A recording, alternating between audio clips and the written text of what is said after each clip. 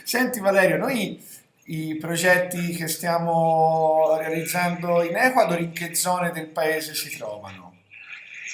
Allora, in Ecuador attualmente abbiamo due progetti con Triton.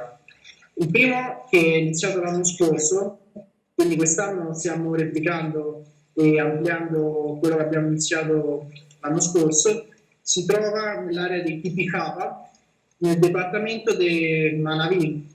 È un'area a vocazione caffettalera e lì stiamo lavorando con un socio locale, l'Università della Unisul, che in Ecuador è molto interessante l'università deve vincolarsi con la società locale e quindi diciamo loro portano avanti progetti con i contadini che fanno parte di quest'area, un'area molto rurale e quindi noi siamo arrivati con questo progetto diciamo, a rafforzare queste attività che l'università porta avanti con gli agricoltori e abbiamo dato un nuovo impulso un po' a questo tipo di lavoro che loro svolgono.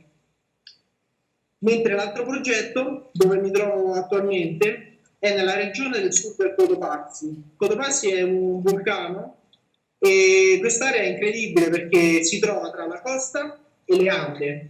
Quindi è un mix climatico incredibile di flora, fauna, hai un po' di quello che si trova nelle Ande, un po' di quello che si trova nella costa e questa invece è un'area di produzione di cacao.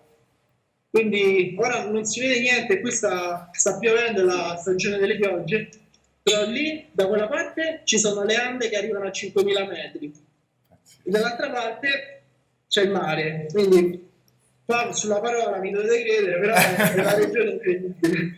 No, no, ti crediamo, anche perché appunto l'Ecuador è uno dei paesi più biodiversi del mondo.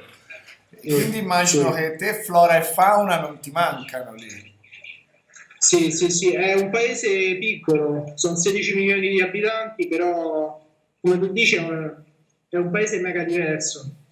E anche i sistemi culturali dove stiamo lavorando lì sono sistemi agroforestali, quindi nella stessa area hai vari tipi di colture forestali, fruttali, quindi è molto molto interessante. E questo poi apporta anche alla diversità della dieta alimentaria e tutto quanto. Fantastico. Senti, le comunità con cui lavori lì in Ecuador, che tipo di comunità sono? Allora, sono comunità molto...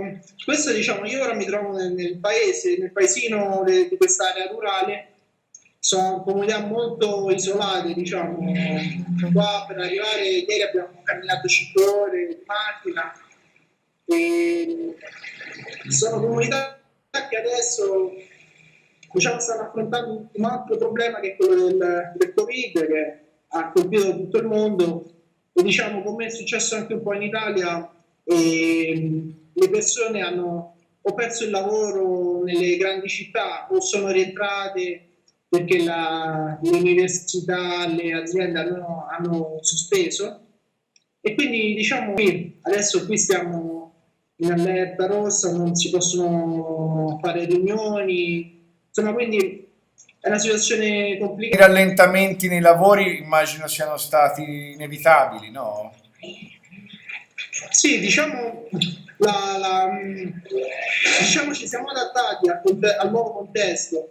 L'attività di georeferenziazione delle piante sia stata un po' a rilento, però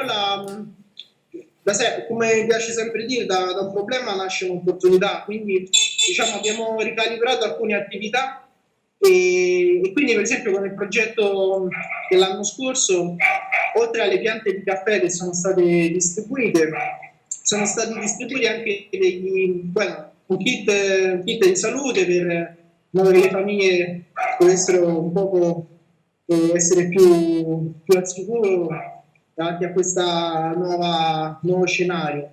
E poi sono stati distribuiti, per esempio, ogni famiglia ha ricevuto 25 polli e Mm. hanno ricevuto anche la formazione per l'allevamento. Quindi è stato molto interessante perché famiglie che che prima non si dedicavano a questo, famiglie che prima avevano familiari nella città e sono rientrati, in questo momento di cambio drastico hanno potuto, diciamo, iniziare una nuova attività o rafforzare quello che già facevano grazie alla formazione. E quindi questi giorni siamo stati in giro per il monitoraggio delle attività e le persone erano molto, molto contente per esempio dei polli, perché ha permesso la sicurezza alimentare, ha permesso in un momento di ristrettezze economiche di poter anche vendere quello che loro avevano allevato. E quindi è stato un modo non solo di appoggiare l'agricoltura, ma anche di diversificare le entrate di queste famiglie.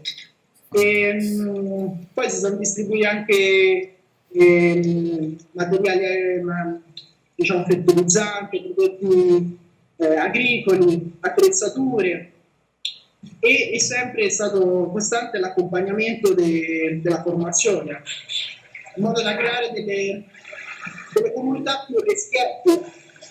Fantastico, bellissima questa cosa, Valerio.